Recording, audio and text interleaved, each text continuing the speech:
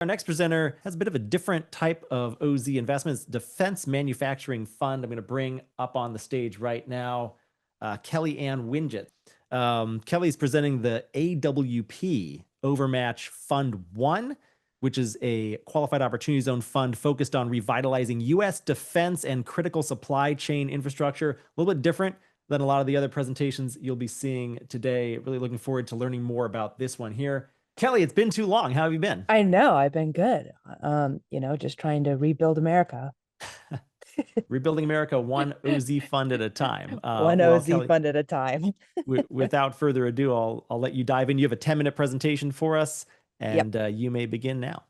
We're going to go through our basics. We got our basic disclosures here. Everybody knows the drill. I'm going to move a little fast because there is a lot of information in this deck. Obviously you can reach out to Jimmy if you want to go through it at your own pace.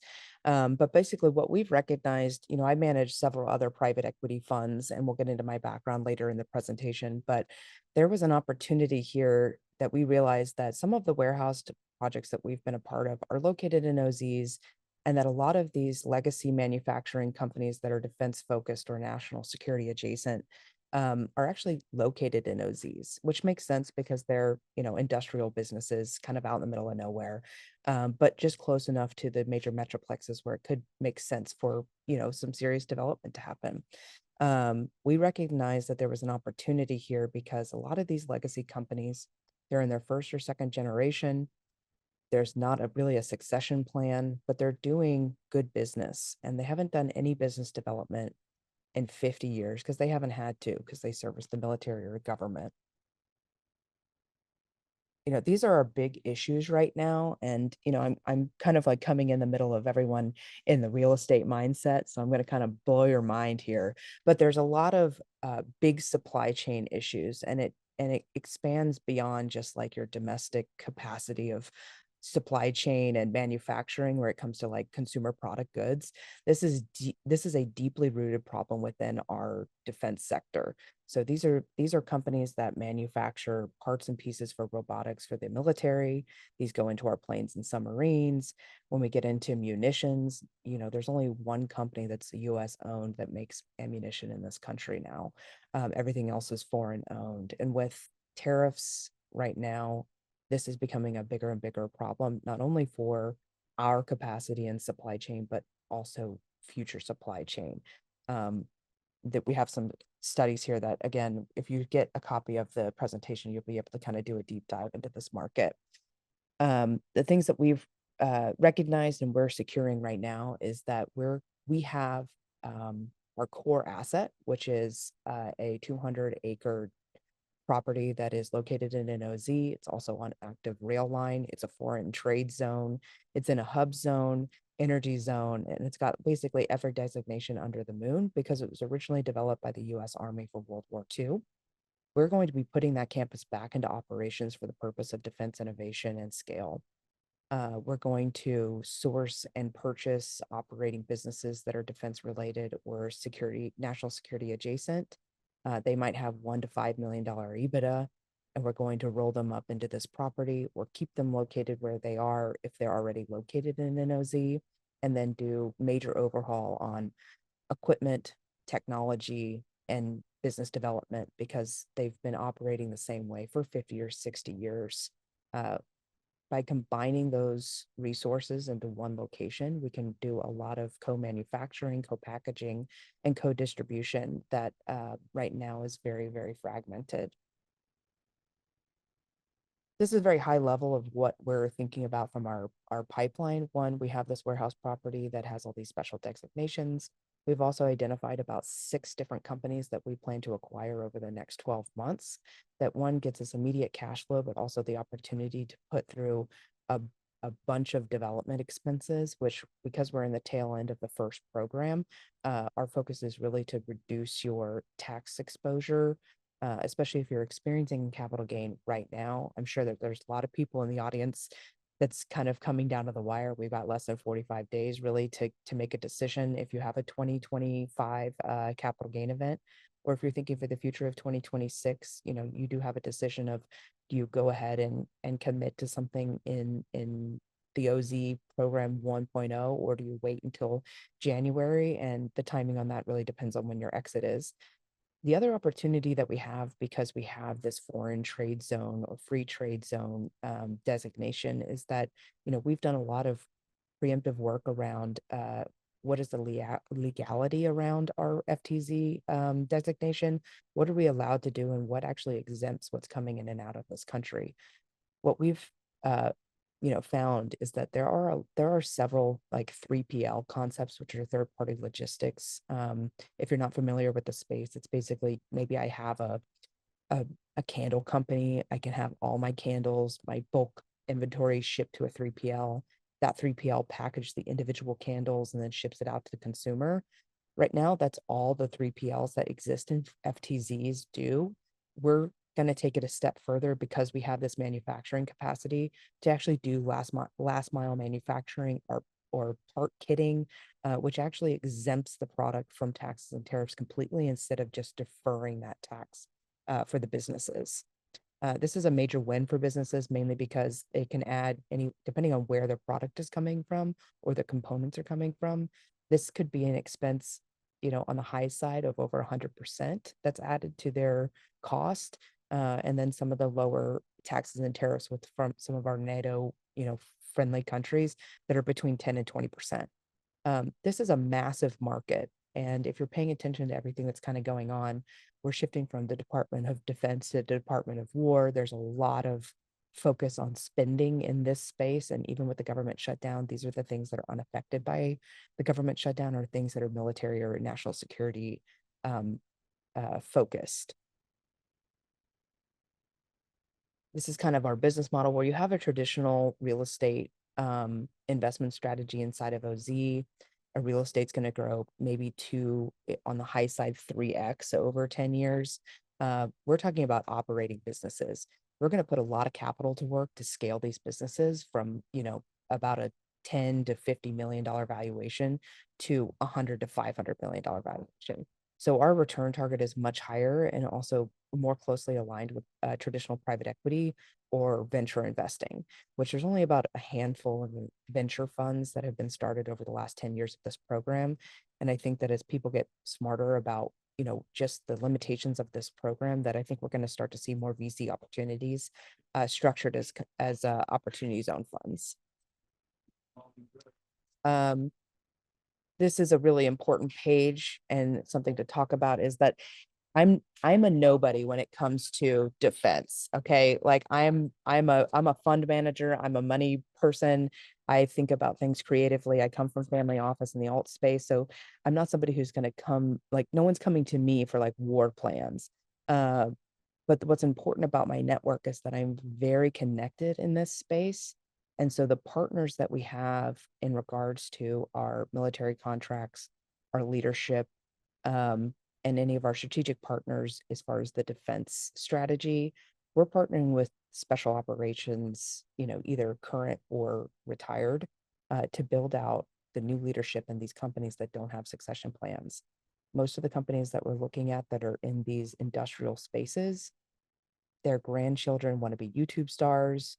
And I've got an entire network of retired experts and leaders out of the military, every branch of military, that are still hungry to do something meaningful and purposeful and impactful. And so we're able to leverage those relationships to actually put executive leadership in those companies, from people that have actually been boots on the ground in some really terrifying places.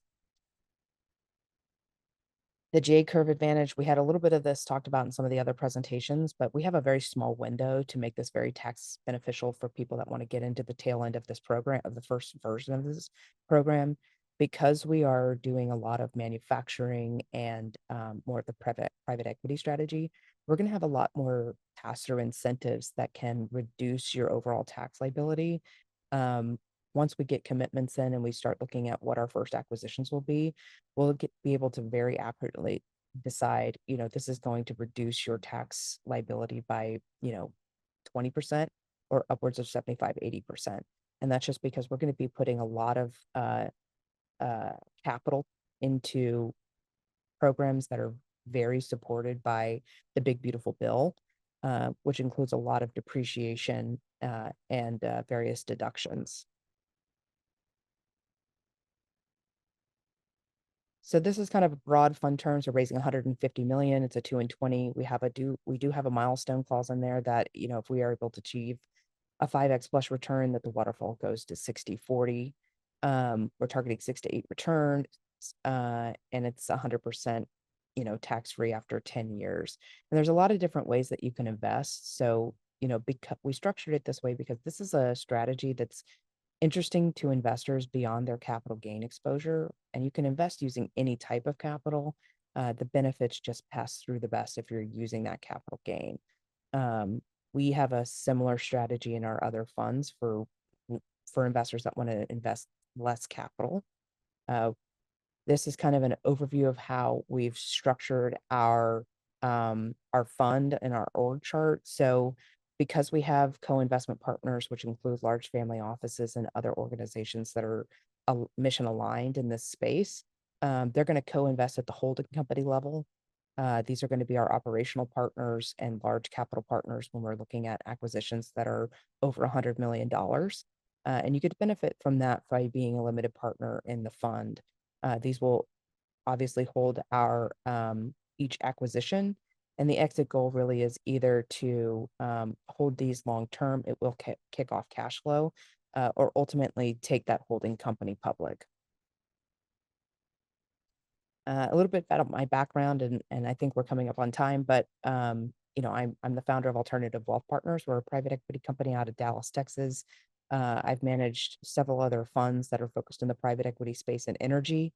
Um, we are in the middle of a raise on another fund that's similar focus, more on the supply chain and manufacturing and less on the defense. Here's my background again. If you get a copy of this, you can read all about me. I'm an interesting person if you get down into the weeds. We have a small and mighty team, but we have a large partnership network, and so we try to work with the best of the best in our industry as vendors. Obviously, we have a lot of legal representation because we do complex structures on everything. We have third-party fund admin. We work with ADKF out of San Antonio as our tax partners. We have advisors from BDO, and we work closely with Forge Trust and some other of the self-directed IRA custodians. And that's it. If you scan the QR code, it'll pull up a calendar link if you want to book time with me directly. But other than that, I'll leave it open for questions if we have time. Yeah, we've got time for one or two questions. I'm just pulling open your Calendly link right now. Yeah, it looks great. It works. Proof Great. positive. I love it. So do please schedule a call with Kelly if you have any questions. We had a couple questions in, and then we're going to move on to Russ Colvin with Your Space America in a second. Let me just confirm Russ is here. Russ, I do see you here. We'll get to you in a moment. We're just running a couple minutes behind. Francis asked, she wants to be clear, is this intentionally an operating business deal, Kelly, or does it have a real estate component to it? Is it QOZB, or how is it structured exactly? It's mainly an operating. We are structured. Real estate is an afterthought. So all of the businesses that we are acquiring are either currently located in an OZ or we're moving them into an OZ. Perfect. We had somebody ask for your email address. Do you mind if I post your email address in Sure. the chat here? A couple people have asked now. Alan and Joe both just asked. So let's see. Here's Kelly's email address. I'm posting it in the chat right now. It's k.winget@alternativewealthpartners.com. I've just posted that in the chat. Alan and Joe. Let's see. Muru asks, what is the benefit of investing in the fund when the fees are higher, et cetera, versus directly others who presented today? There are typically going to be fund level fees for the vast majority of our presenters, I would say. But maybe Kelly, you can just speak conceptually about fund fees. Sure. There could be a difference. If we were a one asset offering, I would definitely make the argument that just going direct and being, a GP or whatever is going to be more beneficial. But there's a lot that goes into the actual management and structuring of the fund. 2% is pretty reasonable. It's actually the highest one of any of my funds. And that's just because the work that's required on this type of fund structure is a lot harder than some of my other private equity structured funds. But you get it back in a lot of different ways. We have a ton of pass-through tax incentives that offsets the burden of the fee. Um, and we're able to put that capital to work. I usually defer my fees for a really long time because I'm in it for the upside. Sure. We got time for one more question, then I'm going to cut you loose. This one comes from Joe Zock, another Sure. OZ Insiders member. Thank you, Joe, for being here today. He asked, do you have an anchor tenant, defense related anchor tenant for your property? Yes, we have two. I can't disclose it on a recorded webinar, but I'm happy to have that discussion offline. Okay, so I'll post your email again one more time. We had a couple more questions that came in. Joe, maybe you can reach out to Kelly directly, and the two of you can connect. Anthony and David, you should reach out as well to Kelly. But we're out of time here for today. Kelly, thanks so much for your participation on OZ Pitch Day. Really appreciate your support. I love Thank the you for having me. concept too. Very unique. Thank you so much.